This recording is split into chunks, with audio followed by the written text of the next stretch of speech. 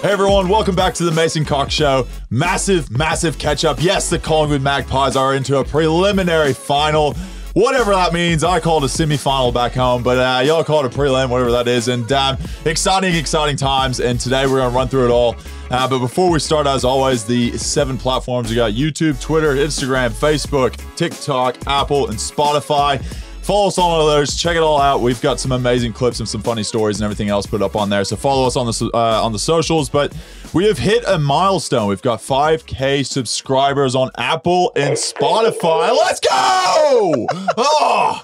If you don't understand that little audio snippet, go to the last one. Believe me, it's well worth your time. But without further ado, I will introduce the man that does this with me, Brayden Cocks. Jesus, big Mason Plugger Cox over here with his 100 goals, big Hunter. That's it, man. We hit it. We finally smashed it. We're going to cover that. Don't worry. There's going to be plenty of chat at football at the end of this. But it was 100 goals. 100 goals over the weekend. We finally reached that marker. You know what that means? What's that? Road to 200 starts now. Road to 200 starts today. This week. But we will get straight into it, mate. We've got the absolute staples of the podcast, and we've got obviously this new voicemail system which has brought in the fans, giving us some hilarious stories. Absolute hilarious stories. Thank you everyone for putting in your submissions. It's seriously, we were pissing ourselves with some of the stories y'all put in, but we'll go through them all. But we'll start off with hot takes, mate. What is your hot take of the week? So I watched the footy at a mate's place. All the ex-Collingwood alumni, we all got together, some of the digital media crew. Yeah. And we watched the footy on the TV. Had a bit of a yarn. I was losing my shit every time. Every time you touch the ball. I had a few tinnies. Yep, that's per usual. And but I like that experience. I feel, and this is my hot take, that watching the footy at the ground is overrated. Overrated. Which may 90,000 people screaming their head off. You can't hear the person next to you. That's overrated. Yeah. Well, that is the definition of a hot take. These are the reasons. I feel so. One, you're comfortable at home, or you're at a pub. So they're 2 pretty good venues. Yeah. Okay. Cheap drinks. Cheap drinks. Knew that was coming. Commentary, which some people might see that as a bad thing, but it's depending like, who it is. Oh, who's injured, who's not injured, and some people wear the headphones at the ground, but then that's kind of counterintuitive. Like people that wear the radios, like that's phenomenal. But it's like, why go and get the atmosphere if you're just going to listen to doesn't headphones? Make sense. You gotta be over 50 to buy those, I think. So I like all that. Winter, you got the heater, stay nice and warm. Okay. I could sit on the couch and wear shorts and a t-shirt, sinking tins, and hearing everything that's going on, have full context. Every time I get home from going to the game, people are like, oh, how was the game?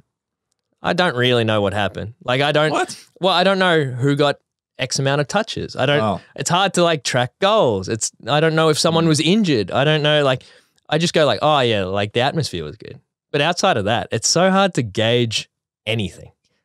Like you're there for the spectacle that it is. Yeah. So yeah, if you're going, so on the weekend was probably the closest thing that I could have argued the opposite. So it's like but it's so rare that it's like, what? There was 90,000 there. There would have been 80,000 Collingwood like fans there. Heavy one side. And it was just, going off. So yeah, it's outside of finals, maybe I would say that that's the exception. Like you're not going to, if you could get tickets to the grand final, you'd probably go to the grand final.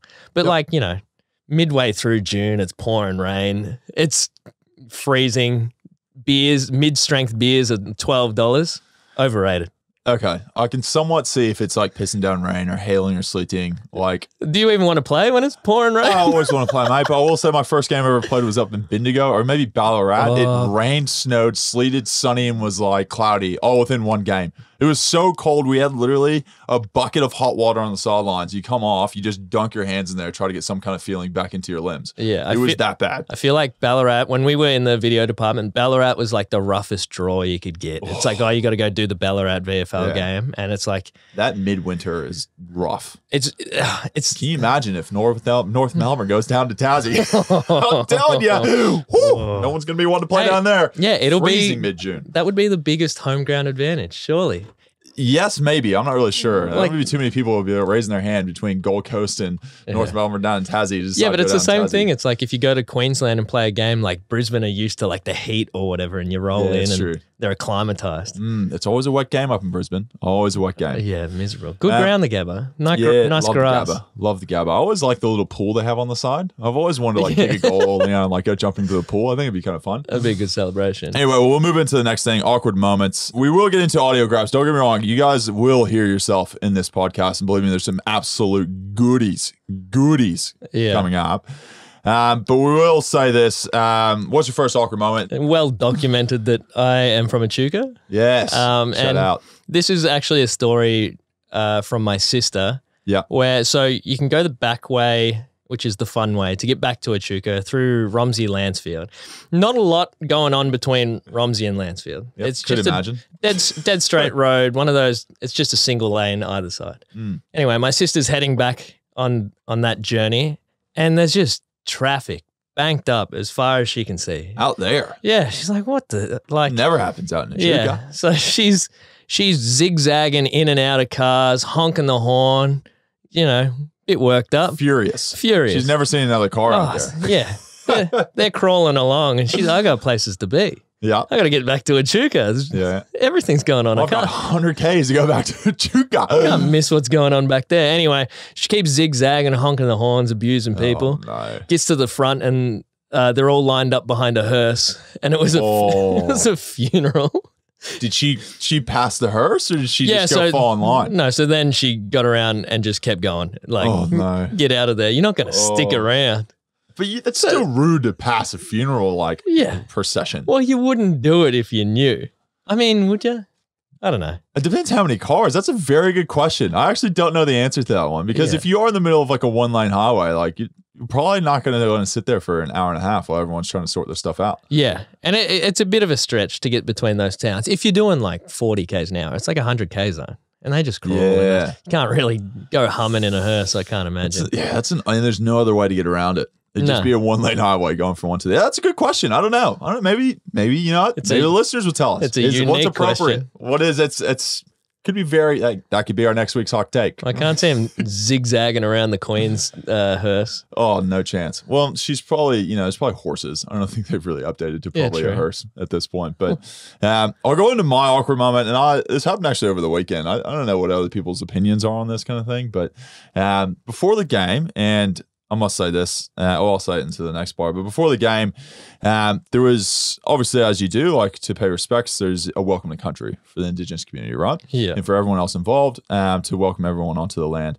of the Wurundjeri people of the Kulin Nation. And that's where the MCG is located and everything else. And it was very awkward for me, I felt like, to go straight from that into a minute of silence for the Queen and the monarchy that kind of like led to this whole situation that everyone's very well aware of with the Indigenous community in the British Empire. Like, yes, I don't know the right way to go about that. Like, because you want to kind of like, I guess, honor the Queen because, like, I don't know, like the Australian culture or whatever everyone's interested in and all that kind of stuff. But like to have those back to back to each other was just like, I kind of in my mind was sitting there like, this is almost like a little inappropriate. Yeah, there was nothing to break it up at all. I noticed when I was watching the coverage, I was like, I don't know, a bit on the nose, especially so I find it weirder because the AFLW are going through Indigenous around now, and they've like scrapped it. Like they do the Queen bit, they do the welcome to country, and then there's no like silence for the Queen, which it does make a lot of sense. I don't think like it has to be Indigenous around for that to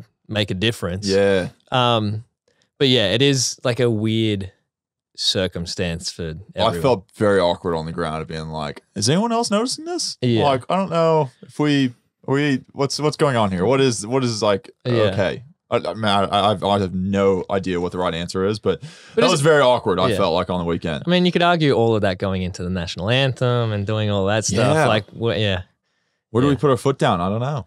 Yeah, I don't know. It's very interesting over the weekend, but that was an awkward moment. But we'll go into the next segment. That is Simple Pleasures. And this is the last one of these before we kind of get into our news segments. Jog on. Let's go. For this, Simple Pleasures first. For this, let's start off. We had a voicemail from Josh. Oh, huge. First voicemail of the pod. Let's go. Who has a simple pleasure. G'day, boys. Long time listener, first time voicemail leaver. Love that. Even longer time Collingwood fanatic. Huge. Obviously, love your work over the last couple of years, Coxie. So Big fan good on of you, media. Brayden. Simple pleasure for you here, boys. When I'm leaving work, the main road is usually flat out like a lizard drinking. But every now and again, I get just that right time of leaving work. I get it just right, and I can pull straight out. No need to wait. I reckon that's a once every 3 week thing, but there's a simple pleasure for you. Real cherry ripe time to leave work. Just get 100%. out. The old 2 p.m. I mean,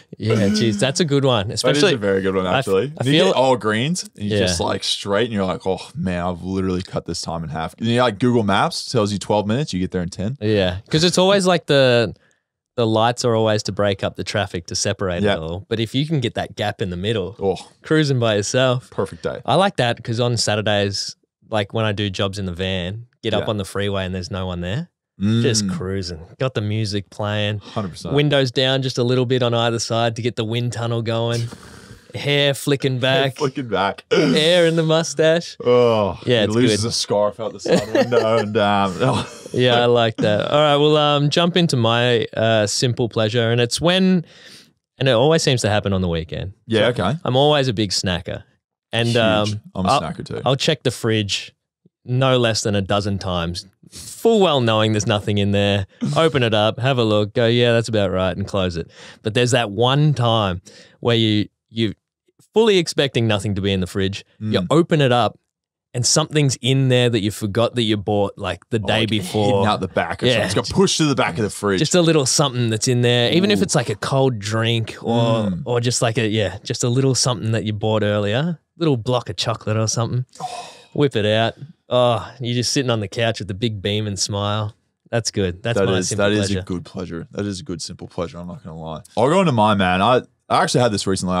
Last week, I don't know if anyone else does this. I got into a bit of an ordering frenzy. I've been shopping online because I can't shop for clothes in person. So I was shopping for random stuff online. I just kind of got into this whole thing. I ordered like 6 things from Amazon. Yeah. And it was like that feeling of whenever, well, first of all, I came like 2 days. Shout out to Amazon. Huge. Love that. And no one stole them. Yeah, nothing was stolen this time. You know why? Because it got delivered to the Oz Post. Oh, well, there you go. So everything got delivered there, and I picked up like 6 packages. And I just felt like it was Christmas.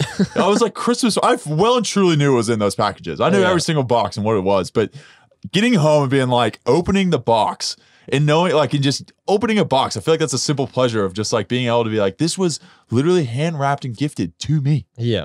And then you know what it is, and you're like, yep, I'm gonna be able to use this. This is a great gift. Well done, Mason. To Mason. Yeah, I like that. Towards the back end, towards the dating section, I'll actually tell you what I bought that has changed my dating life on Amazon. Yes, that is a bit of a teaser. I don't even want to. Do I want to know? You have to find out soon. Big sex swing.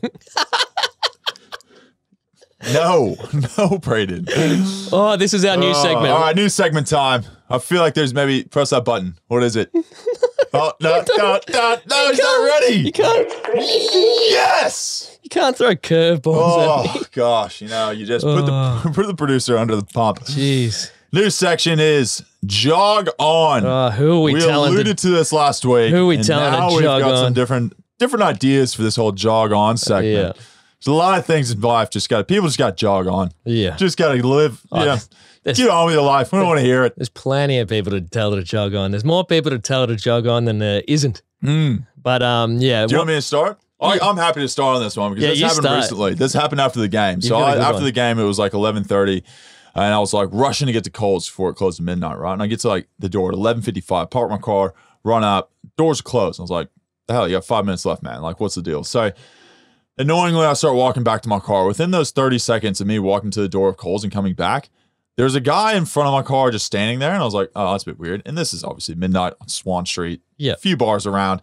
He's just pissing on the side, right? And I'm like, mate. And then I just like walk past him, like, whatever. And then I get to my car, and as I open it, I hear this guy go, oh. And then I like kind of walk towards the back of the car. Dude's pissing on my car. Pissing on my car. And then he looks at me and he goes, no, sorry. No, I'm not peeing on your car, I promise, man. Coxie, man. Oh, great game. Oh, the man, so good. And he like lost it. And I was like, mate, I about just knocked you out for trying to piss on my car. Like, just bad timing by him. Because, like, not ideal situation for someone to walk up to the car that you're pissing on as you're doing it midstream. Jeez. Anyway, so I told him to essentially jog on. He walked off and was so stoked that he saw me, I guess, at some point. So I'm assuming he's a Magpie fan. He's probably listening to this, embarrassed as hell. But, yep, that's my jog on for the week. Don't piss on my car, please. Jog on. So, mine's a bit broader. Just people on Twitter this is an obvious one too.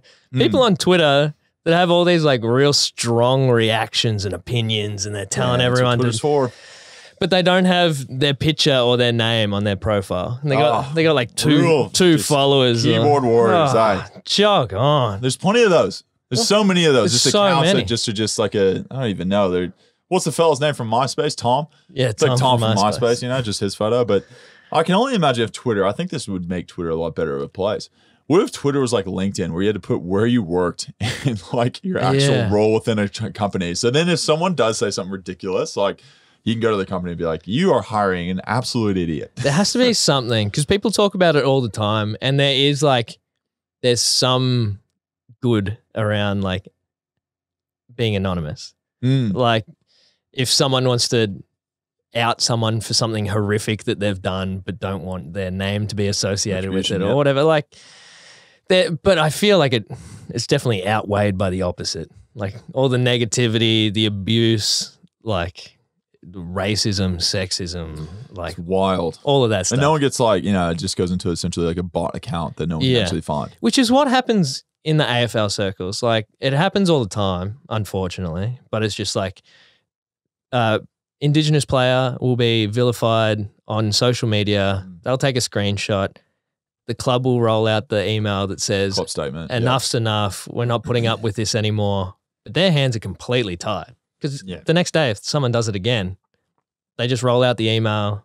Like there's no real. It really comes down to Twitter, I think. Yeah. Twitter or whatever social media platform it's on. It comes down to their, like, I guess, whatever they screen people, like you have to be able to screen people to make sure that they're like, but how do you do that? I don't know. Like, because anyone can just go off the rails at any point. So I think it comes to them being the platform that allows people to say what they want on it, like that they have to be able to have certain maybe words that flag that, you have to get approved before you can actually post them. Yeah. Or something like that, where there's got to be some kind of level of restriction around certain things that are said. And they're doing tiny things. Like I went to write fuck in a tweet the other day, pop up said, normal people don't tweet like this. Really? Oh, that's good. At least they're taking like some kind of action. Yeah, so I deleted fuck out of it. Good. Yeah. As you should, Brayden. Yeah. Because we don't like cursing on this No, pod. but I was in the right, so. Okay. Shall we move into my favorite segment? Yeah, I'm looking forward to see what you have, because I haven't looked ahead to this. Oh, man. It is time. The current events and entertainment section. Give me it one more time, Brayden. It's Brittany, bitch. Let's go. Gosh, there's so much going on. Obviously, we've got the footy finals for AFL, NRL. That's been awesome. We love that. It's all like go home or win time. I don't know what they call it. Win or go home. I actually did that the reverse. It's win or go home time for all different facets of professional sport at the moment in Australia. But there is a lot going on, and I want to say this for entertainment, and I want to start this off very strong. Delta Goodrum, I'm telling you, she murdered, absolutely killed it, the national anthem at the Melbourne versus Brisbane game. Everyone was impressed. I reckon she might be up there with more important people in the world than the Queen. So it was a real surprise to see it. I don't know if it was like announced or whatever, but like sat down to watch the game at home where I love to watch the game. And Delta just pops up on the screen. Just Australian icon. I was just like, she's bigger than most of these people that they're like booking for grand final day. Like just seeing Delta. Oh, dude, she just gets everyone up and about. Like I feel like she's kind of like up there, John Farnham. Still trying to get that sorted. Horses fella. Like just, I feel like, she's like that. She can just sing that one song or two songs. Everyone's going to know every word to. And I actually have got a little bit of news. I actually tweeted her saying, like, well done, right? Yeah. Tweeted back. She tweeted you back. She tweeted back. I'm not sure if it was her social media people, but it was from her account. Therefore, I'm taking that as a win because real detailed I'm a message back. Delta fan, huh? Real detailed message back. No, it was very, very short. Like, thank you. This is essentially all it was. Jeez. I will take it though. Big fan of her, and I'm hoping she maybe can come back for the national anthem this week. She's a big Sydney fan, so there's a possibility. Yeah. Also, Gil McLaughlin. Do a little dance moves with her whenever she was doing a little thing. Like, it was wild. Gil's got some moves. I don't understand that. What was the context around that? I have no idea, Brayden, but someone caught it on camera, and I'm very thankful for that. And I think Gil is also, because he definitely got some brownie points for like his moves on the dance floor. I feel like he's having a good year. He's going out like strong. Just signed like a $4.5 billion deal. Like, he can't do any wrong at the moment. You So take that. waiting for my chunk of that. Just $1 billion. Just a billion. Bill, come on, man. Give me something. Just a bill. Anyway, next thing, obviously the Queen, Harry and Meghan. Lots of drama happening. We think maybe this whole thing that's happening with the royal family at the moment, it's the one thing that might rekindle this whole problematic with the whole dynamic of the royal family. And unfortunately, it doesn't look like it is. But Harry and Meghan are back. William, Kate, they all were seen walking together, obviously, to pay their respects. And credit to them, they came back and they made their appearance. But I still feel like it's very cold. Very cold between the two relationships. Yeah. And they essentially, obviously everyone knows, they left the monarchy, they went over to the LA, did their thing, and then they went on Oprah. Ooh, was that controversial? Whoo-wee! And then, they essentially started having to pay their own bills. The monarchy said, if you're going to leave us, we're not going to sit here and fund you. And that was wild. And then, now they came back, obviously, to pay their respects. And it's like this one last moment. I think this is the best chance. Best chance if it's ever going to happen, it's going to happen in the next 2 weeks. They're just going to sit there in a room and go, look, let's hash out our differences. Let's come to an agreement. Let's really move on from this whole thing. 'Cause it's not looking good. If I was them, I'd just walk around the palace and just pocket as much stuff as you can. Just a couple jewels. Yeah, I feel like there'd be a bit around you could probably resell on the black market Just for a decent amount of cash. Bit of artwork. Yeah, 100%. Anyway, we'll move on to everyone's favorite segment. We've got a lot of sound bites here, and I'm sure everyone's been waiting for either Florida man that probably will come in at some point in the near future, I'm assuming, or Texas, or maybe Georgia was last week with our pumpkin floater down the river. But we will get into it. The news stories. Brayden, what do you have for us? Botched cosmetic tattoo done on a budget leaves Thai woman with 4 eyebrows. 4. They double do the tattoo. I mean, I don't see the problem. Like, you're coming out with, that's a bargain. You went in with 2, you come out with 4. Far out. After visiting a budget clinic for a cosmetic tattoo, a Thai woman was horrified after seeing the tattoo artist had drawn 2 dark eyebrows above her natural eyebrows. Oh, no. Didn't get the right line. So they're meant to go over the top of the real eyebrows. Oh, no. But he just double stacked them. 1,500 baht, which is approximately $41. Okay, well, there's your first problem. You're a $41 tattoo in Thailand. I think you're probably taking a bit of a risk. She looked in the mirror after the work was finished, and she discovered 2 dark arches inked above her natural eyebrows. Following her complaint, the tattoo artist promised to remove the botched eyebrows. What? Yet the clinic suddenly disappeared the next day, and she was unable to contact the owners. Absolutely gone. They moved locations. The 32-year-old said she felt so insecure that she hid in her home for a year. A year? Well, that's essentially what we all did for 2 years. Until another local tattoo artist offered to fix her eyebrows for free. How do you fix them? You do the laser removal. I still feel like there'd be a mark. Also, can I ask this? Like, usually I don't have any tattoos. Whenever you get a tattoo, usually they put like the template onto the stencil onto your skin. Like, surely the stencil went on and she goes, yeah, I need that a little bit lower. No, but you're only drawing eyebrows. You know what an eyebrow looks like. I would at least want someone to like draw in, double check before I put something that's permanently on my body. Just to make sure it's in the right position. There's an easy fix for it. What's that? Just keep shaving your natural eyebrows. Then you just got this big surprise. Look surprised all the time. It's like Botox, but for eyebrows. Big surprise for the podcast. What is listeners. that? We got 2 Florida people in this Huge. One. Yes. Florida man sentenced to prison for replacing stepson's medication with laxatives. Oh, that's rough. So I was like, sometimes you click on articles and you're like, is this going to be funny or real just cooked? Yeah. So I don't put it in if it's like on the bad side. I'd really be questioning your search history at the moment. A Florida man was sentenced to prison for 3 years after he was caught replacing his stepson's medication with laxatives. He was caught by his then wife. She divorced him shortly after catching him, which makes sense. Yeah, 14-year-old kid. Yeah. Can you imagine having to go through this in like high school or like middle school? Yeah, no, it wouldn't be great. Would So be you're rough. thinking he's probably not going to win Father of the Year. No, not getting the world's best dad cup. But tampering with the medication wasn't the only bizarre behavior that this dad was involved in. The mother installed security cameras to find out what was happening with the son's medication. She found that the father had been hiding clothes, homework, and jewelry just so he could watch the family search for him. Homework? What a dick. He would also pour liquid onto his stepson and other child's bed to make it look like a pet had urinated in there. What? So the court documents stated that the investigation revealed that the father had been engaging in malicious acts with no real purpose other than to cause emotional distress to the family. Mate, He was just a dick. that is wild. Imagine waking up every day and it's like, where are my keys? Oh my god. Like just little stuff. You imagine being a 14-year-old going, I swear I did my homework and I put it in my bag last night. And then all of a sudden it's just gone.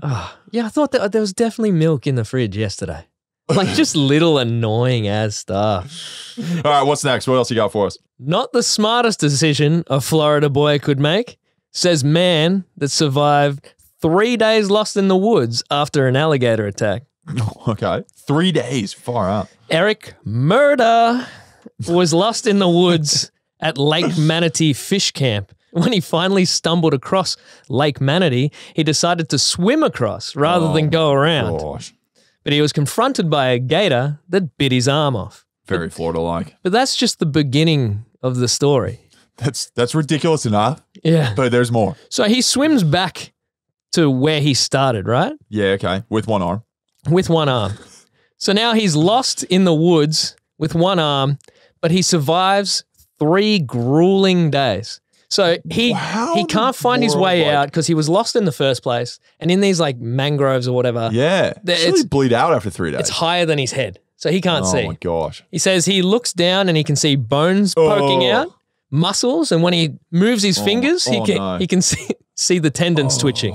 Finally, on day number 3, he stumbled across a fence, and there was a man on the other side of the fence, to which Murder said, I said, hey, man, I need some help. He says, what are you doing? And I said, a gator got my arm. He says, holy smokes, man. Just casually. Your arm's dangling off. Holy smokes, man. So the first thing Murder wanted was water. Yeah, okay. Yeah. He's been trudging in the water for the last 3 days, and the first thing he needs is water. Second thing, he got a stretcher to the hospital where surgeons amputated the rest of his right arm. Yeah, as you probably should. Yeah. And so, infected for sure. but he's a wise man, Murder. Yeah. For Did he all go back those for the gator. for all those thinking that you can mess with gators, Murder left us with this little gem. Do not feed the gators. Leave them gators alone. Leave them gators alone. So he's, This reminds me of Happy Gilmore and Chubbs. yeah, Just, literally once bitten, twice shy. oh, that is gold. Not gold, because the man lost his arm. It was a serious thing. He about died in the swamp. Thank God for Sarasota Memorial Hospital where he went. But looking at Murder, he still got a smile on his face. So, Dude. you know, he survived. Can you go back to the audio grab of what his advice is? Do not feed the gators. Leave them gators alone. Don't feed the gators. Leave I them needed alone. explaining Yeah. what not to do for a gator that's near you. Yeah, the whole like, I'm just going to swim across the lake. Can't be stuffed going around. In a gator-infested swamp. Yeah. It's a great idea, Florida man. But yeah, it takes a special kind of person to survive 3 days with one arm. Dude, he dies surely. I'm just amazed. Can you imagine being the guy that sees him on a fence? Like, Yeah. what in the world? Like, I'd be like, holy smokes, your arm's bitten off. Yeah, but I don't know. He looked all right. He was pretty happy. He survived. And that's the important thing. He Yeah. survived to procreate, make more people just like him. We've gone hard on the Florida man this week. Love that. It's always good news coming out of Florida. Yeah. Always something. There's a silver lining to every story. There is. And there's some great advice. Don't feed the gators. Anyway, we'll go into the next segment. That is dating. A lot of people love this because there's just an embarrassing stories between the both of us.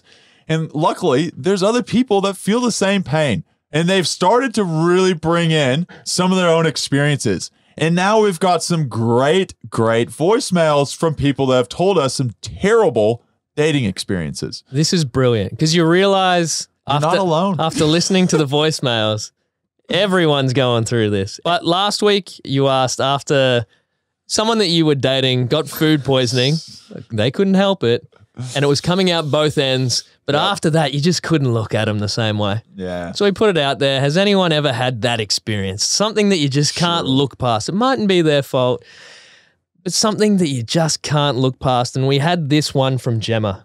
Hi, I'm just listening to the podcast. Love your work. You guys are talking about something that a partner has done that causes you to never be able to look at them the same way. One time I had a boyfriend and we were in the car. He was driving. I was in the passenger seat. And I don't know, he must have just forgotten that I was sitting next to him, and he picked his nose, like got right in there, and he ate it. He picked his nose and ate it. He obviously knew that I saw. I couldn't unsee it.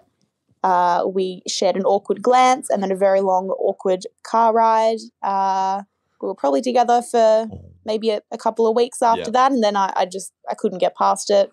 The relationship wasn't really going anywhere, and I ended it. Props to you, Jim. I'll do the same damn thing. That is disgusting. Can you imagine the eye contact after doing it, knowing you've just done that? Like, oh man, this is one of my deepest, darkest secrets. Now she knows. Yeah, I would have just veer off the road. Just open the door and just throw myself out and be like, well, it's been fun. It's been fun dating you. I think this is done. That's so bad. I'm surprised. You did well. It's a commendable effort that you lasted 2 weeks after that. Hey, that's pretty good. You're a nice lady. Yeah. You really could have. That's one of them things that he notices that you notice, and he flicks the child locks on the doors. I would have just got out at the next set of lights and just ran off. I would have caught an Uber home. Oh, man. That was so brutal. The first time I heard that, I was gagging. So I haven't, the best part about all of these, I haven't played them for Mace. I'm totally ignorant to all of this. And there's some beauties in here. But gosh. So that was, I don't think you could look past that. Because a lot of things, no. you kiss people. That's the thing though. It's like, that's a spot that's like very intimate. Therefore you cannot have the same like spark feeling after they picked their nose and ate their boogers. Yeah. It just is not going to happen. It's all like when you kiss someone, that's what you're going to think is like, what's been in? Okay. Well, anyways. There are parts to that of like, oh gosh. I still sit in the position of like, the relationships where they're so comfortable that they can just go to the toilet in front of each other. Yeah. No, I'm not. Or like about someone's that. brushing their teeth and someone else like, using the same bathroom. Like, no. Yeah. The particles are going through the air. Jesus. So I had a nice innocent question to go in for next week. Yeah, okay. So and this is mainly probably more when you're growing up and you're going through that real awkward phase of like trying to figure out what the hell girls are, what they're doing. Yeah. So obviously boys and girls out there, but what's the lamest thing that you've ever done to try and impress a person of the opposite sex? Oh gosh. So I had this one. This would be good. Like I really liked this girl and texting her back and forth, and I was like, oh, what if we started sending letters to each other? Wow, pen pals. Which I thought maybe that's kind of cute. That could be cute. World. Yeah, so I was like, that's not too bad. So I did that, and this was not that long after letter sending was like not a thing. Like text messaging just started. I fancy myself a bit of an artiste. Did ya? I drew these pictures, but I drew like a little cartoon of me and her. Oh no. This real awkward kind of like love story. Oh gosh. In a comic book strip. And and there was photos you drew. I drew like pictures. How long did this take you? This one took you days. Yeah, it took a while. I'm assuming it didn't go so well. Put it in, put the letter in, sent it off. Did it get lost in the mail? Did someone steal the package? I fucking hope it got lost in the mail. Oh no. No reply from her. Didn't get the reply. Oh no. I just wanted to bury myself. That Yeah. was. But do you have a lame thing that you've done to Yes. impress a girl? I actually just thought of this when we were telling this story, and it kind of leads into our next section, which is another question we asked the audience. And I was actually dating a friend of mine's stepsister. And by dating, I mean I was like 12, right? I was very young. It was like loosely dating, like held hands was a big deal. Yeah. And I once bought her it was like 6 roses, I think, like half a dozen roses. Yeah. And this is for her birthday. Yeah, and little romantic. Finding Nemo, the DVD. Hey, that's not bad. Hey, I thought I was an absolute prince. I was Prince Charming, you could even say. And safe to say, she didn't talk to me after that. We didn't go out at all. That was it. That would have been a premium DVD back I in the was day. a hey, it might have even been Blu-ray. Who knows? It might have been Blu-ray. That's how much time and effort I was putting into this. I feel like you start off oddly romantic as a kid. And then I yes. feel like You lose all hope. it's embarrassed out of you as time progresses. So, yeah, I don't know. Don't say chivalry's not dead. It was just flogged out of us. It's very well dying. though. It's deep in there somewhere. Just get deep down. The roses. All right, we'll go to another one.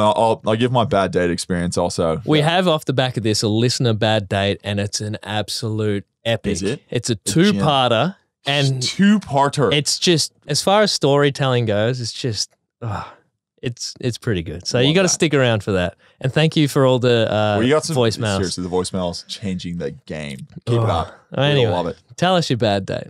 This actually happened recently, but it happened in the States, so it's no one involved in Australia. All these situations I tell, no one in Australia. Therefore, no one's getting any That's kind of like good. dobbing in, right? Yeah. So I'd gone back one off season, right? And there was this girl from college, and very attractive young lady. She was an engineer. There's not many engineering females at our university, so it was like, this is a unicorn. And she was a unicorn. a real engineer. She was an actual engineer, yeah. And she had lied about her classes Some for 3 catfish. years. Yeah, so I go back and there's this girl I'd known, and she was a few years younger than me and graduated, I guess, or whatever it was. And she ended up hitting me up whenever I was back. She was like, hey, I'm in town, you're in town, we're back home. Do you want to hang out? And I was like, yes, let's go on a date. So we went on a date. The date went really well. And I was like, you know what? Really cool chick, she's into the same stuff, engineer, all that. I got into the held hands, talked intimately and all that kind of stuff, deep dive into life and everything else. And at the end of the night, gave her a kiss. And I was like, you know what? This is going really well. Second date for sure. That's a good going to be in the start. books, right? Awesome experience, right? 24 hours past, Brayden. All of a sudden, I look on social media. There's a post. She's engaged. She gets engaged within 24 hours of that date to another human being. And I was like, what? What was I to you? Was I just like your last ditch effort before you went into marriage? I don't even know what to say. I haven't talked about it since. There's only 1 or 2 people knowing, and now everyone knows. But What's she doing? I don't know. It was a very weird scenario, and I don't know what what's appropriate. I'm not the one to tell the guy to say like, hey, yo, your girl seeing other people kind of, testing the water still. Maybe shouldn't be engaged to her. I don't know. But I left it be. I came back to Australia and said, you know what? That's America's problem, not mine. Okay, I got follow-up questions. Yes. So this is one for the listeners. Yeah. Should you tell the bro? I don't know the guy. There's got to be a bro code, right? And they're That you're married now. Like, they're married. So they've gone through with it. Yeah, so arguably he still doesn't know. He doesn't, unless he listens to this podcast. And so if you find out that you're this third person, like you didn't know that you were the cheating party, do you tell the other person? I felt guilty because I was like guilty by association and like just unknowingly being a part of this. Secondly, 100% she knew it was a date? 100%. Kiss her at the end. But did you just kiss her at the end? Was it like you were hanging out? Whole time, man, like sparks, fireworks, like going really well, right? Yeah. I'm telling you, I've had bad dates, Brayden. This was not a bad date. Right. And it all went well, all good. And then literally 24 hours later, one of those Facebook posts or Instagram, whatever it is, saying, look at this rock on my finger. And I've gone, Connor, did you see this? And he was Connor's working overtime. Oh, Connor couldn't believe it either. He knows all the details. You're like, oh, you let that one slip. Oh, man, he was like, you idiot. You've got absolutely fooled and bamboozled. See, if you wanted to keep it, you should have put a ring Should've on put it. a ring on it after freaking one date? No chance in hell. But yeah, maybe question to the audience. Question to the audience. Leave us a voicemail. Now, what would you do in that scenario? Do you tell the other person in the like relationship that, you know, she's not as what she probably cut out to be that you thought? Jeez. Or do you just let it be and just say, look, I'm not going to chat to either one of these parties from here on out? Like my head would say, you got to tell the guy. But it's so easy to avoid the awkward situation and get on the plane and head to Australia. Yes, 100%. Just That's leave exactly the country. what I did. I was like, no one even knows me on a date. Oh, God. All right. So Anyway. this is the epic. And this started on TikTok off the back of your bad date last week. Tagged in a friend and said, the rock, paper, scissors guy. Oh. So I replied to that like, you got to tell us. Yes. We got a voicemail let us on. Voicemail in the description in the bio. Give us a voicemail. And to my absolute They followed through. joy, They followed through. she did. This is a two-parter too. This is massive. This is going to be a good one. Left it as anonymous, As we always do. but it's a ripping story. So we're going to jump straight into it. So I met this guy in Cairns, and I know that's literally the first red flag. Yep. Anyway, he suggested ramen as I'd never had one before. So I rock up to this ramen place. He's already been there for a while. He's obviously had a couple of beers. And he's like, oh, look, I'll order for you since you've never had a ramen before. So he orders me like a small ramen, a beer, and then he orders himself like the world's biggest fuck-off ramen, like every add-on you could possibly imagine, extra prawns, the works. And then he like has at least another 4 to 5 beers in the time that we're there. So this man has like literally like had a feast, got drunk, and I've just had this small ramen and one beer. Anyway, so we get to the end and he's like, you know what me and my friends do is we make each other rock, paper, scissors to see who pays. And I was like, oh, here we go. I was like, all about equality. I'm happy to pay for my own, but I can't believe this. He's joking. So I like literally laughed thinking he was joking. And then this man puts his fists up and makes me rock, paper, scissors him to see who pays for the meal. You would think that this is the worst part, but it gets worse. Audacity.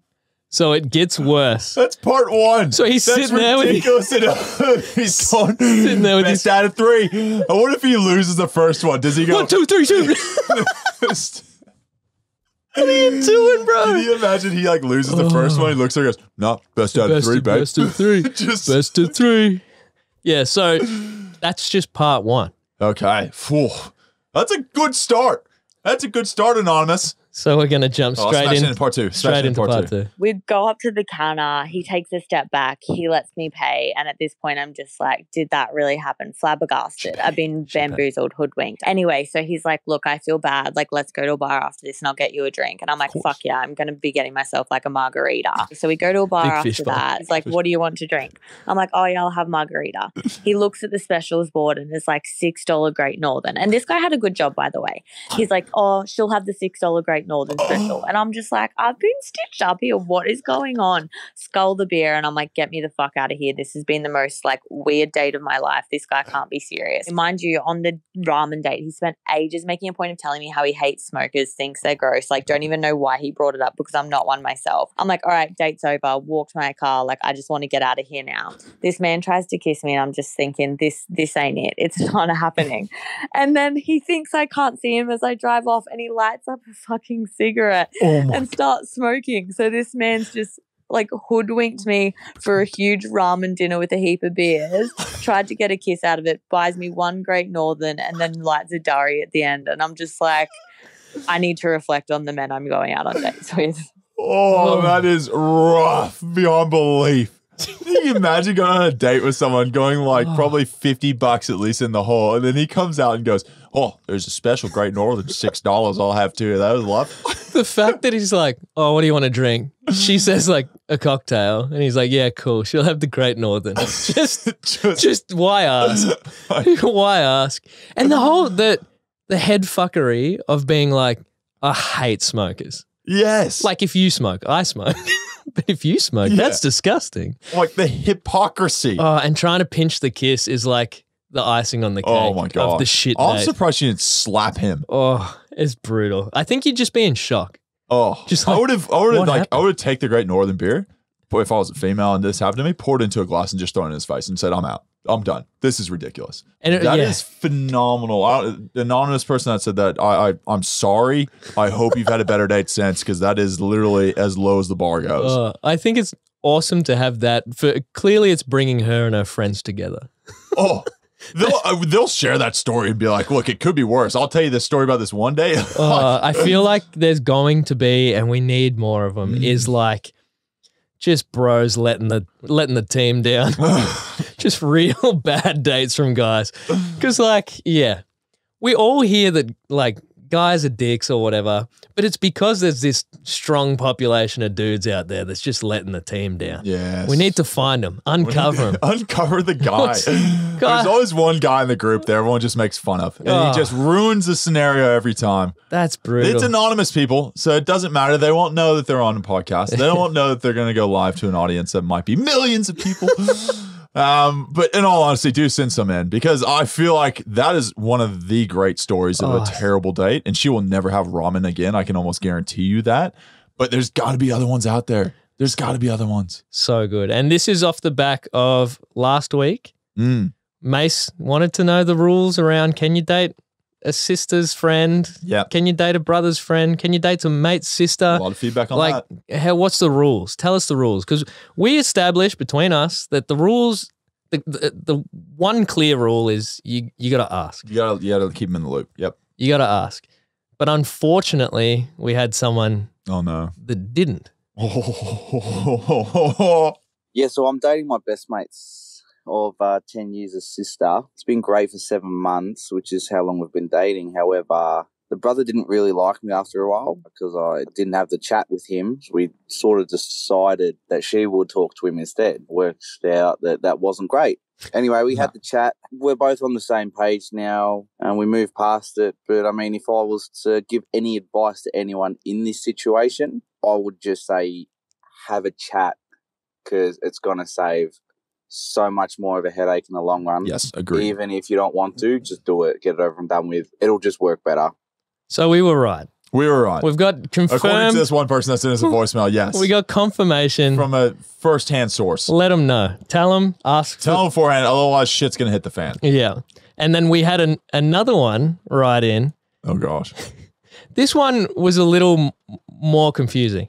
So I've never actually done anything with a friend's younger sister, older sister, or ex-girlfriend. I don't think that's the bro code, but I have had a mate's ex-girlfriend tell my mate that we did sleep together, resulting in him believing her and trying to fight me outside one of Newcastle's most infamous venues, called Fanny's. Definitely didn't do anything with her, but she did manage to mess up our friendship. Hey, there's some wild women out there, I'm telling you. So it works. Hey, shout out to Newcastle and Fanny's Bar and Grill. I can only imagine they serve food there too. Jeez, yeah. So it works both ways. There's some There's some sisters letting down one group. There's some bros. Sisters letting down some misters. There's some misters letting down some sisters. All right. Exactly. So it filled the heart with joy to know that we're not out here struggling by ourselves. Mate, it could be worse. We could be having to pay for someone else's huge, large bowl of ramen and their $6 Great Northerns. Now, as always, out of the dating chat, into the footy chat. Yes, big news this week. Massive news on the footy front. The Collingwood Football Club is through to a preliminary final. Cool. From 17th to the last 4 teams remaining. It's been a hell of a climb so far, and we hope to keep climbing. Wow. So where do we start? Your last prelim? Oh, here we go. 2018. Don't know if you or the listeners remember it, but you had a decent game. It was all right. You played okay. What's the feeling amongst the group going into a preliminary final in Sydney against the Swans? Yeah, they're a good team.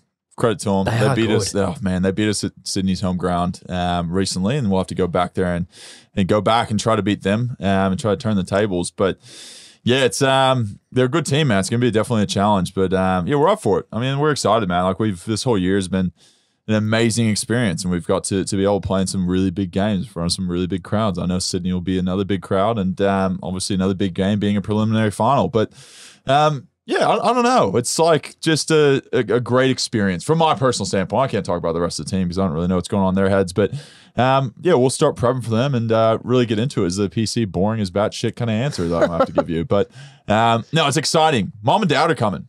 That's good. Filthy Phil and Jay Cox are coming into the town. It'll probably be cheaper for them to get a flight into Sydney from the States than it is from Melbourne to Sydney. I actually think it might be on par. Yeah. LAX to Sydney might be the same from Melbourne to Sydney as far as price goes. Because they're getting up there. There is a couple of tweets out there that I'll read. So in 2012, the Sydney Swans finished the regular season in third. Stats, man. Won the qualifying final, then came up against the Collingwood Football Club in the prelim. The Temper Trap with the main event act on grand final day, right? Yeah, okay. 2022, the Swans once again finished third, won the qualifying final, and are now set to face Collingwood in a prelim final. And Temper Trap are once again set to play at the MCG on grand final day. Huge. So there's parallels there. But which tweet is going to be correct? Because in VFL, AFL history, there's been 5 times the current reigning monarch passed away. 4 of those times, Collingwood have played in the grand final. Isn't it crazy? You've got the stats here, 1901, 1910, 1936, and 1952. And Collingwood... It's weird to think that 1901, there was like still games being played. Yeah, how's the Monarch only went from 1901 to 1910? That's what I'm afraid of. You know? Not a great knock. Monarchs and the guy doesn't live very long. We're changing our money for no reason. No, but... It's a quick changeover. Based off the stats, you want them to just keep ticking over. Yes, actually, that's true. So, yeah, 4 of those 5 times... Collingwood have made the grand final. They won 2, lost 2, and now this year. We're going to make grand final first, so we're not going to get ahead of ourselves. We're not going to say anything that's going to, try to say anything about that magical word GF. But one of those tweets is going to be right. We got a massive game to get through. It's Before going to be 2 teams. They're very high-pressure teams. Yeah. It's going to be a big one, back and forth. Sydney Sydney Cricket Ground, a bit skinnier, a bit smaller field. Football. Buddy Franklin, it might be last year. I don't know. Who knows? Before you bore us to death with more analogies and Yep. the Freo game. Yeah, I've actually got a story about Freo. I've never told this story, and this is definitely gonna cause a headline. Rock the boat. Wait, is this from the weekend? It's from the off season, and that's where all the good stories happen, Brayden. This is good. You're just throwing it up. You're just giving us cliches, and now I should be actually telling the story. Anyway, we'll say it anyway. I don't think it's gonna hurt anyone, but in the off season, Fremantle and myself were having conversations. Oh, so wait, which off season? This one that just passed, right? The one just passed. I was out of contract. Collingwood hadn't signed me yet. Fremantle was having this whole thing where Roy Law was maybe going to leave. Yep. So well publicized. Everyone knows that very much. So I got a call from them saying, "Hey, we might need you." Right. And the way this call actually happened is wild. A wild story, right? So I'm in off season. I'm gone. Maybe I'm retired. I don't know. But I'm going to damn enjoy myself after being locked up for 2 years. So the first thing I do, Austin City Limits Music Festival. That's pretty cool. 200, 300,000 people there, right? Who's the headline? We had George Strait was. I don't know if you know who that is. No. Miley Cyrus was there. I know her. Huge. Dojo Cat. Oh, Doja, I think. Megan the Three Stallion was there. Yeah. All these people, right? Megan the Stallion. Whatever her name is. And anyway, so I had a friend of mine who was there, and they had this hookup through this place called Tito's, this Tito's drink, right? So Tito's is a vodka in America, and it's very popular. It's from Austin, Texas, Tito's vodka. And there's a Tito's tent is what they called it, right? So there's a little VIP like area section, right? And we made a day of it, let's just say. It was free drinks.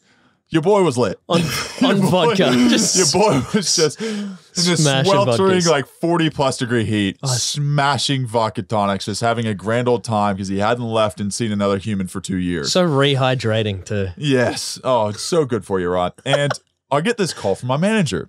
My manager goes, "Hey, Mason, you're about to get a call from Fremantle's head coach in the next 10 minutes. Longy." And I go, "Sorry, what?"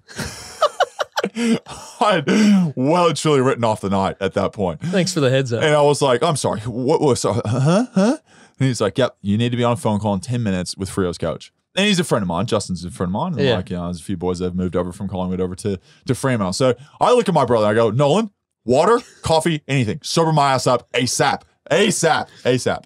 And I will never forget this moment because I'm gone into total panic mode. Now, I don't know what I'm doing. I'm like pulling out my phone, like, "Oh, FaceTime. Okay, I've got to answer this call. I don't know what's going on." And I literally like shimmy out the back of this like chicken wire gate to get out to this back area where like all the golf carts with the entertainers and stuff are going past, you know, and it's like, it's a no access zone that I accessed. And I go into this pit. And I've got a photo of this pit because I felt this story was that crazy and ridiculous at the time. It was a pit out the back of ACL Festival in Zilker Park. And I take this phone call, right? And he's on the other line. And I'm getting maybe one out of every like 4 words he's saying. And I'm just going, yep, yep, okay, anything, yep, 100% on board, whatever it is, right? I'm just trying to get a contract at this point because I'm unemployed. So I'm hammered drunk right at this moment. And I'm hearing 1 out of every 5 words. I've got no idea what's coming through on the other line. I'm asking, what? Huh? Who? And I get to the point, I go, I'm going to call you back. Give me 2 minutes. And I don't even know what he said. I just hung up. I was like, and I went on a dead sprint. It was at least 1 kilometer away just to get away from this park, right? Where the whole festival's going. Your friends There's Modest Mouse playing in the background. It is literally loud as shit. There is music I can't hear over while I'm trying to talk on the phone. Modest Mouse, great set, smashing it. Not great for a phone call overseas to Perth. Anyway, so I go on this massive like kilometer run, right? And I get out to this back area and it's like where all the stage setups are and the big trailers and all that stuff. And I finally get to my 2 bars. I'm like, oh, 2 bars at 5G. We're on. Because I was on 1 before and that was a very questionable 3G. So I was Doubled like, up. 5G, 2 bars. Surely can connect to the other side of the world. 2 extra G's. Calling back. I'm sitting on the back of some trailer. I don't know whose it is. Sitting on the back, and I go through this whole conversation with him, you know, and he's like, well, if such and such happens, we might be interested in pulling you on board. I just want to give you a heads up, blah, blah, blah, right? So I somehow, after this drunk experience in ACL, was possibly given a contract to Fremantle to maybe go play there this year. And as the story goes, everyone knows, essentially, that didn't play out. I stuck at Collingwood, signed another contract here. But there was a short moment in my drunken state that I might have sold myself to Fremantle Football Club. And that is a true story from Austin City Limits. At least you weren't so drunk that you're like... I was there, believe me. I smashed about 4 waters after I got that phone call saying 10 minutes time to get prepped. The Fremantle social teams. Welcome to the club, Mason. You wake up the next morning. Oh, what have I committed to? I have no idea what I've just done. So the Collingwood contract came through. Where were you then? It did. I was in New York sleeping on a friend's couch, and I thought, you know what? I'm homeless at the moment. I will take that contract. Jeez. But why can't you do anything just normal? Well, it's not fun. It's not a good story. Everything's a story. Oh, it's always a story. I love that There's always more to it. Your friends would have just seen drunken Mason Cox just sprint off into the abyss. Oh, there he goes. Oh, there he goes. Never to be seen again. I don't know. Who knows? Last you heard, he was actually in an isolated town called Perth. Jesus. Well, thanks for sharing. Yes. Hopefully that gets a run. But yes, mention the pod. The win on the weekend against Fremantle. Yep. They did all right. Praise be to Dave Mundy. Great career. Yes. Oh, what a legend. Good knock. Absolute legend. Chaired off the ground. Yeah. Kicked the goal in the game. Yeah. It was pretty... Pendles was trailing him in. I feel like I was going to say, I feel like... Took a step back, let him have his moment. Pendles took the foot off the gas, but I don't think Pendles has gas. So Dave could have just run away from him. Probably the only one out there that he could burn. Kick the goal. That's a great moment. That's great moment. I remember seeing it and I was like, you know what? Props to the man. Yeah. He deserves that. I think everything worked out. Yeah. Collingwood won. Fremantle lost. Mundy got the goal. Got the chair ride. In front of a big crowd. Yeah. It was good. But something else happened. Yep. What's that? Mason Cox. Don't know if you heard of him. He kicked his... He has a podcast called The Mason Cox Show. You should check it out. Subscribe. He kicked his 100th goal in his career. It's a big one. Big one. Big triple digits now. So, talk us through the goal. Yeah, well, essentially, I think it was checkers had it on the side, and then we just had one-on-ones in the forward line. Jamie Elliott was behind me, and essentially we played role reversal because usually Jamie just throws guys into me. Yeah. I threw a guy into Jamie. So you were the little crummer. I was the little crummer. Gets over the back. You know the little cheeky ones over the back. Picks it up, and thank God that thing bounced up straight to my arms because if it rolled in front of me, I would have been absolutely screwed. Bounced straight up in the arms, slots the goal. Celebration goes nuts. You hear the USA chant. You say, give me more. Yeah. Give me more. There's something about it when I see you, just a little newborn giraffe running, storming through the 50. I just have complete confidence you're going to kick them because... Really? Knock on wood, please. You seem to kick those goals. You've kicked way too many. At all either. You've kicked way too many on the run for a dude that's, 4 meters tall. but it was good to see it. And then people, they stormed the G from everywhere. They were coming from the rafters. Everyone's all talking shit on social media saying it's Storm G until it actually happens, eh? Step up. Come on. Where were you? Where were you? With the 100th goal, obviously, this week there's been a bit of chatter around on the airwaves. Now, Kiss FM has gone over and they asked me in a podcast of their own. They said, Jace, who's never been to an AFL game, asked me, I know, ridiculous. He's from Queensland. We let it slide. Yeah, right. He asked me, he goes, I've never been to a game. Like, I wanted to, have my impact on the game. If you kick a goal, will you do some kind of gesture to me? And I was like, yeah, if I can remember in the moment, sure. I go, what do I get out of it? He goes, I'll donate $1,000 to charity. So this is Jace's money. This is Jace's money. That's pretty good. Yes, $1,000 is Jace's money. So after the goal, celebration, pump up, give me a bit more of the USA chant, right? Yeah. Kiss, straight to Jace. Jace gets it on film. Jace loves it. He eats it up. He makes his impact in a final series of AFL he has no idea anything about.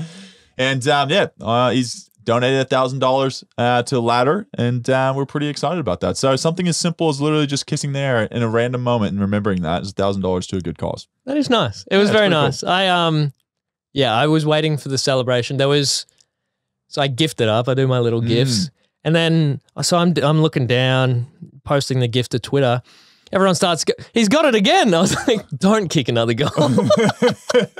And I'm still trying to get through the first one. Thank God you fucked it up, but didn't have time. But yeah, it was good. You got your one. But this actually, I don't know if I've ever said this because I've told people, but I don't know if I've ever said it. Yeah. My last game, Queen's birthday. God save the king. 2018. And I was doing the podcast with Pendles, and I said, if you kick a goal. Yes, to Pendles, yeah. Pendles, celebrate. And he said, yeah, what do you want? And I said, a whole bunch of ridiculous I was going to say, you can't leave that open-ended, Pendles. Like, that is going to be a very questionable answer. I did a lot of stuff. Shirt over the head, play guitar, like all this stuff, nothing. But I did get him to do the earmuffs. Oh. So... And there's got to be a clip of this. Yeah, so it was one of those things that I was watching. He kicked the goal, which didn't see it coming. Yeah. Runs in, does the earmuff straight away. Huge. It just hits me right in the it does. Right in the feels. You get a feels. little connection with someone, it's just a real... It was just like, it was my last day, been there for 4 years or whatever. Yeah. And then Geordie runs up, tries to give him the high 10. Pendles just burns him with the... Burns him! It's just... It's even better. So... It's even better. And then people on the commentary, BT's like, I wonder what that is, boy, oh boy, well, all of that stuff. Podcast talked about it. No, just let it be. That was kept your it in one little... Kept it in the pocket. Till now. So, but yeah, so that was very nice from the skip. But yeah, just those celebrations. I always have something like that. Like if my family's in town, I always like give them the love symbol or something or point to it in the crowd because they sit in the same place. Something. There's always something for them, yeah. So you always have that little connection with people because I mean, there's 90 to 100,000 people at those games, and like in all honesty, you don't personally really know a lot of those people. Yeah. So like whenever you have your family flying half a world away, it's kind of cool to have that little connection. Yeah, absolutely. So this one, I just chucked it in. So Barry from Brisbane. Ooh, yes. Tagging Oliver from Melbourne. Oliver clearly not stoked with the tag, turns around, kind of pins Barry to the ground. Yeah. Barry from the bottom rakes Oliver's eyes. Yep. Rightfully, people are like, don't you have a podcast with the guy that can't see? I was like, well, I do. Oh, so I was like, you have to go one way on this. So I was like, how do you see this situation? Are you full anti anything with the eyes? Like, obviously, is it all one way? Does Barry have a leg to stand on with a guy's pinning him to the ground, kind of fighting him off? We know Americans love self-defense. How do you feel on the whole situation? I'm not a fan of this. Give us something. It's affected my life for the rest of my life. Like, this whole incident, the two incidents have affected my life for the rest of my life. And I'll have to wear glasses and these goggles and everything else during the game. So if it is intentional, let's suspend him. Fuck it. I don't care. Okay. Like, I think it's bullshit. But if it's unintentional, something like that, where he like tries to get him off and he like rips his jersey, like I watched the vision. I wasn't really too sure. Like, I didn't feel like it was like, trying to jam a finger into someone's eye like that. I feel like he was kind of like moving his arm and maybe just kind of, in his slip of thought, kind of like scraped his eye. Like, it wasn't as intentional as probably people will make it to be. Yeah. I'm zero tolerance on that stuff. Anything that has to do, if it's intentional and you go to the eye or anything like that, believe me, if it was me, you're getting, it's going to be a lot worse for you. So easy takeout out of this. If Clayton Oliver was wearing goggles, Wouldn't be an issue. Wouldn't be an issue. All right, so we'll jump into fan questions, and we have 2 fan questions via voicemail. Jesse Pace, Westfield, Indiana. My exposure to Aussie culture is the Outback Steakhouse menu from the late 90s and early 2000s. My question is, do y'all actually use words like fair dinkum and it's bonzer? And let's not forget the smash hit entree on that menu, the Botany Bay fish of the day. Love the podcast, boys. The Botany Bay fish of the day.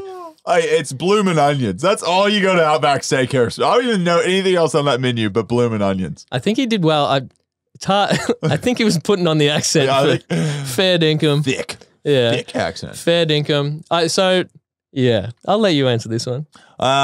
Some people do. Very, very bogan people would. But some of those are like places. Botany Bay is like a place, obviously. So I think that one's separate to the fair dinkum thing. Like, I think we've well and truly, I haven't heard it in a very long time. Yeah. But I do know people that have used it. Like, it's older generation, so it is getting weeded out, I feel like. But I love the people, like, the honey badger has these ridiculous sayings that he just throws out of like a hat. I love that stuff because it just makes no damn sense. Flat out like a lizard drinking. Yeah. Oh, it just makes like, where do you come up with this? Yeah, I just don't understand. Those are the ones I'm like all for. Like a rat up a drain pipe. Seriously. I like, in what scenario do you go, you know what? I think this analogy is going to work well with this. I think bonzer is the one that no one says. Bonza, no one says. I can't remember the other ones there, but fair dinkum. Fair dinkum, a few people just still do say. So this one, and I'll butcher this name, is Koshin Puri, who has this to say. Oh, Meso and Brayden, I just wanted to say, just finished watching the catch-up episode, and my question to you guys was, if you could commit one crime, and by committing that crime, you make sure it never happens in the world again, what crime are you committing? Wow, that's a great question. Hey, that's a first date question. I reckon that's a first date. They'll tell you a lot about that person. It could be the worst first date question. They'll tell you how crazy she is from the beginning. Because I feel like this is one of those ones that it's like, there are obvious answers, but do you say them publicly? What crime would you commit that if you committed that crime, it never happens again? So I don't feel like you can go real small fry on it. No, this is like kill Hitler. Like something like that. Or kill a person. Yeah, Hitler. No, but kill a person and then no one can ever kill again. Oh, I see where we're going with this. You don't go ultra specific because then it's like, no one can kill a guy called Hitler ever again. Yeah, okay. All right, yep. Interesting. So what is like the worst crime you could possibly commit that's morally just wrong? Well, so there's clearly murder. Yeah. So no more murders can ever happen again. Yeah. Repercussions either side, probably still good. Can't kill bad guys. Yeah. Bad guys know that they can't be killed. The bad guys just go take over the world. It's a good question. I'll say this because I know this is illegal in Oklahoma. If you take a bite of someone else's hamburger in Oklahoma, that is illegal. If we could stop that, I am like Joey from Friends. I don't share food. And therefore, that is my thing. I will say, if you dare try to steal my food, which is illegal in some states in the U.S., it's not going to be a good day. Real fatty state, but sounds probably one of the top 5 obese states in the U.S. So you are correct, Brayden. So then there's some real like Harvey Weinstein stuff. It's like the other side of things. Very true. Yes. That's a fair point. I should probably be more serious around this. Yes. And then outside of that, there's like a whole lot of like tax fraud or like, all that stuff. That's just government trying to get money out of people. people. Real boring stuff. So I'm thinking murder. Murder would be up there, I think. Could you murder a person to make sure murder never happens again, though? So then you got to go around and just like pick a person that you're like, no big loss. You're taking one for the team. You go to jail for murder. You can't go to death row because they can't kill you. Yeah. So you just got to do your time. And murder. Yeah, that's gonna have to be it. Maybe actually, I'm gonna go back. I reckon tax fraud because then I live a great life. Everyone else has to listen to the rules. Yeah, well, technically, I might be rich. Yeah. You're living in the Bahamas. Yeah, that's true. There you go. We found a loophole. All right. So, and that's it. That's it. That's the pod. Oh, man, it's been a big week. How good was the footy chat?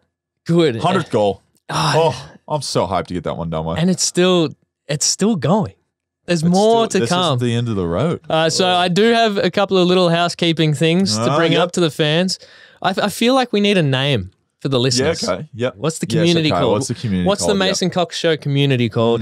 And for the voicemails, because this was like, we're getting shouts out left, right, and center, but he's Coxie and I'm Coxie. Yeah. And he's Cocko and I'm Cocko. So I figure this is to go forward to clarify. Yes. Your name works better with Coxie. It's COXY. Yep. My name works better with Cocko. Yep. Because it's spelt penis with an O on the end. Cock-O. Because if you do Coxie with mine, you have to do SEY. Yeah, it's true. Looks if you're shit. addressing Brayden Cocks, you're Cocko. I'm Cocko. You're addressing Mason Cox, it's Coxie. Coxie. So we're really going to clear that up on the pod. So that's it. That is it, man. Exciting times in life, man. It's going to be a great week ahead of us. And as always, massive thank you. 5,000 subscribers. We got 2,000 people on YouTube. Things are really going well, and we're really excited about some of the stuff. Obviously, the voicemail. Leave your voicemail. Seriously, this is changing the game. Ramp it up. Absolutely changing the game. This is episode 10. Episode 10. We're in the double digits. I've got triple digits in goals, and now we're in double digits on podcasts. Catch-ups. But anyway, yes, everyone, thank you so much for listening. It is always a great time to be connected with our listeners and getting some of your stories through the voicemails and all the different stuff on the social media accounts. And what are they, Brayden? The 7? Give them to us right now. Putting them under the pump. Facebook, Spotify, Apple Podcasts, Twitter, Instagram, TikTok. I don't know. Oh, YouTube, his favorite one. He's left out his favorite one. Anyway, everyone follow us on all 7 Say massive thank you, everyone, for being involved. Like, share, comment, all the good stuff with your mates. And before we go, do not feed the gators. Leave them gators alone.